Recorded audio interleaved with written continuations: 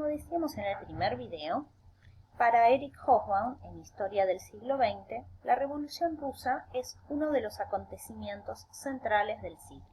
La Revolución Rusa comprende un periodo entre 1917 y 1989. Vamos a ver de qué se trató.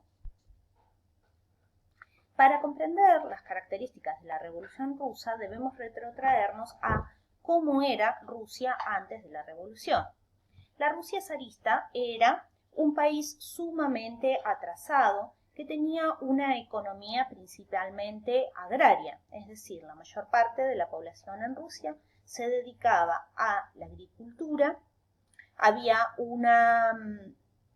muy pocas personas que eran propietarias de la mayor parte de la tierra. El país prácticamente no había tenido un desarrollo industrial, como si lo había tenido Inglaterra, Alemania o Francia, y ese proceso de industrialización se había hecho de forma muy acelerada y violenta. Por otro lado, en materia política, en Rusia existía un gobierno autocrático, autoritario, que era el del zar. El zar, que era como el rey para los países del resto de Europa, era una figura que gobernaba de manera total y que supuestamente tenía un poder que emanaba de Dios. Y sus órdenes y directivas no se podían combatir ni cuestionar. Pero este zar, pese a que tenía este poder absoluto, tuvo una serie de oposiciones muy fuertes y de insurrecciones contra él, sobre todo de los campesinos. También fue muy importante en este momento el movimiento anarquista, un movimiento anarquista que cuestionaba la misma existencia del Estado y que tuvo una serie de ataques hacia el poder, como ocurrió también en Europa y en América. Y a su vez también apareció una oposición parlamentaria, es decir, aquellos que consideraban que el poder del zar no debía ser absoluto y que debía existir un parlamento que pudiera morigerar o cuestionar el poder del zar, sobre todo en la sanción de leyes. En el año 1905 ya había habido una revolución que se produjo cuando Rusia perdió la guerra contra Japón. Esta revolución, sin embargo, fue aplastada por el zar en lo que se llamó el Domingo Sangriento.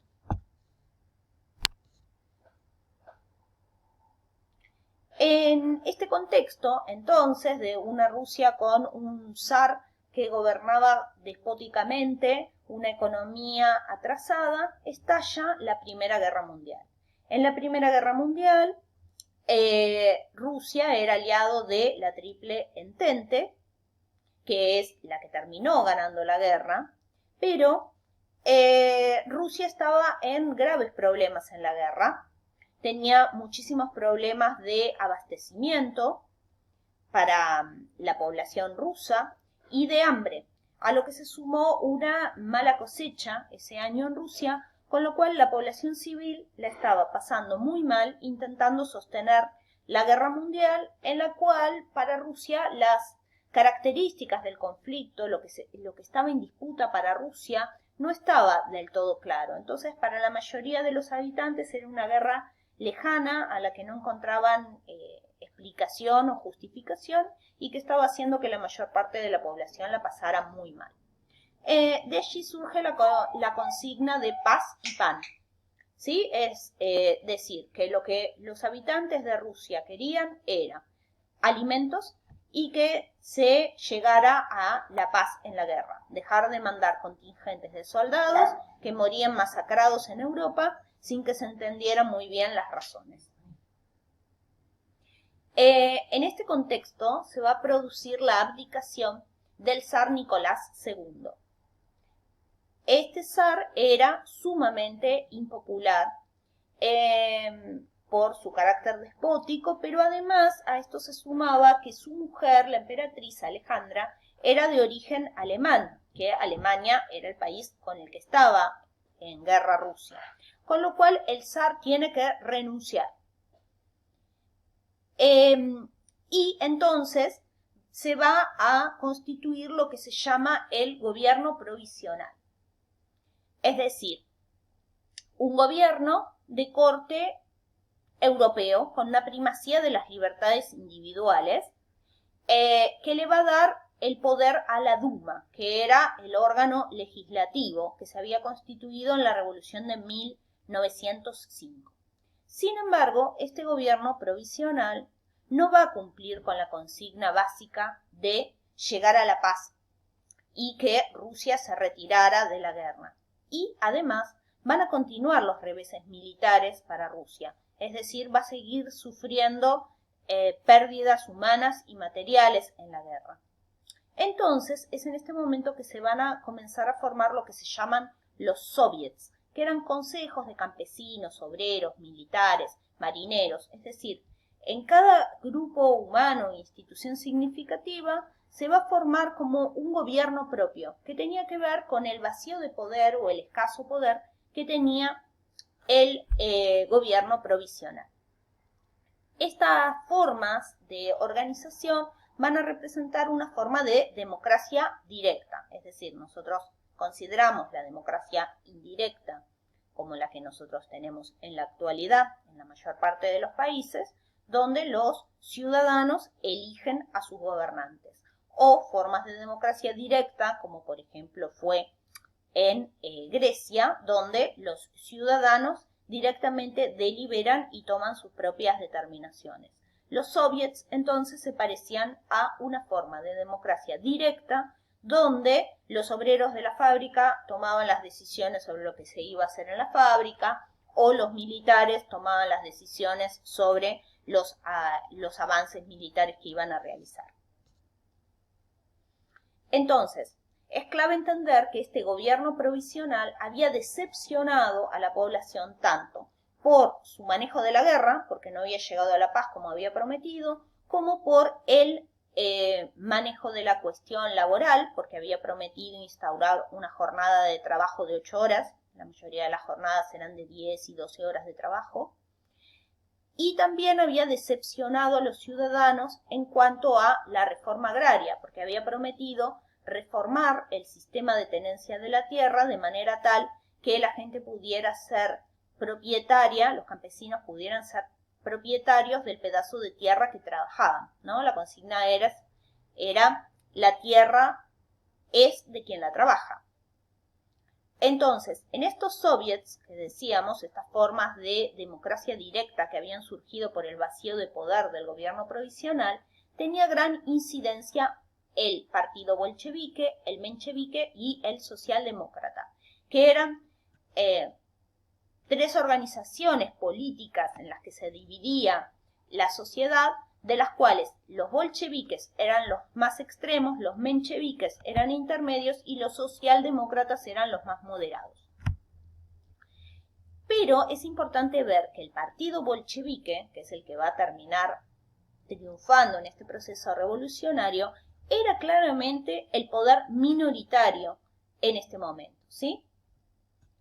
Pero va a ser minoritario, pero va a tener un líder muy carismático, muy inteligente y que va a analizar la cuestión política y del que va a surgir la consigna todo el poder a los soviets. Es decir, vaciar este gobierno provisional que no tuviera poder real y que todo el poder residiera en esos consejos obreros y campesinos que eran los soviets.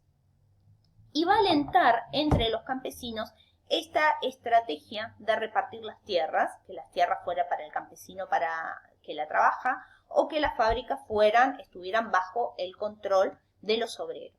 Es importante ver que Lenin, que era el líder del partido bolchevique, seguía las directivas de Marx, ¿sí? El ideálogo de acabar con la forma de vida, el sistema económico capitalista.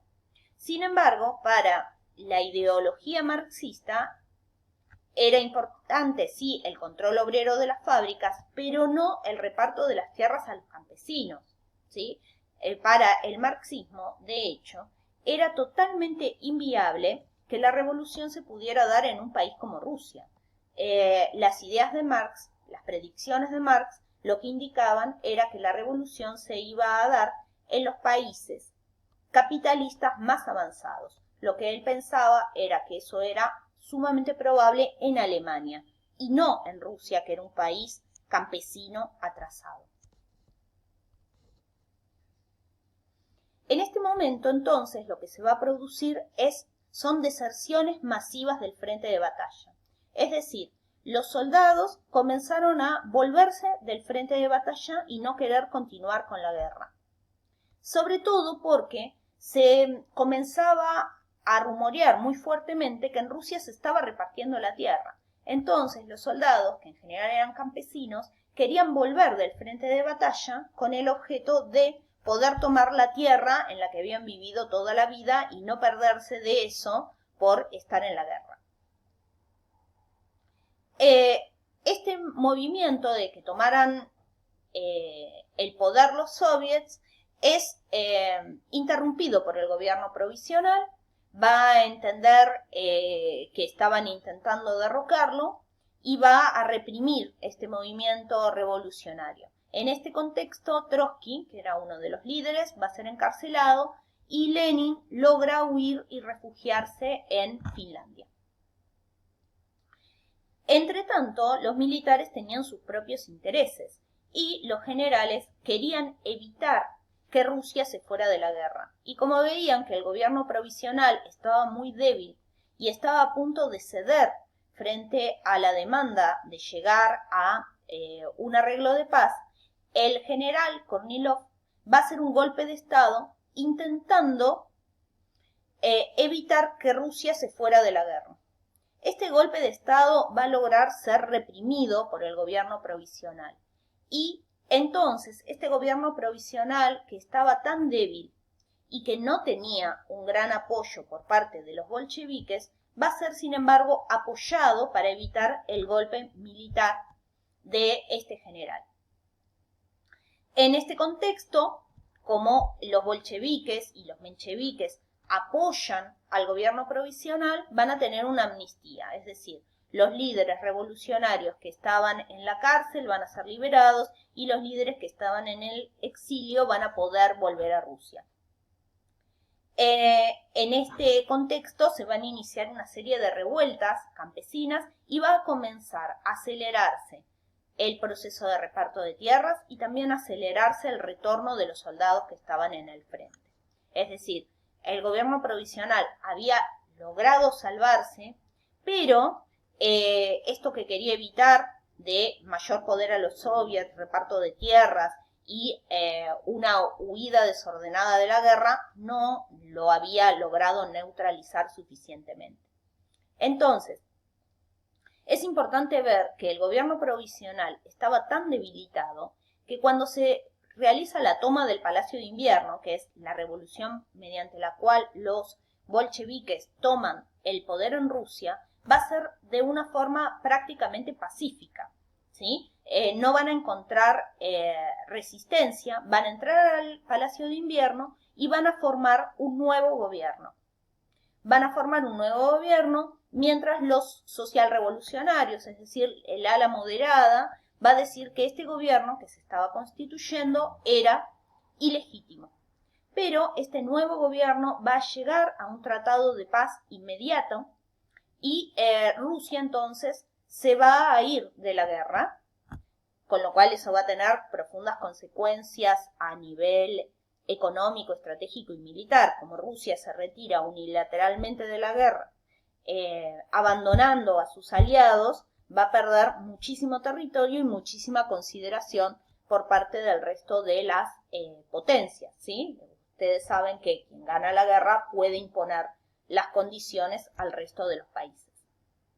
Además, entonces, este gobierno provisional, por más que no estuviera en sus ideales, va a alentar el reparto de las tierras entre los campesinos. Y va a alentar también la constitución de los consejos de comisarios del pueblo. Es decir, en cada región, en cada localidad,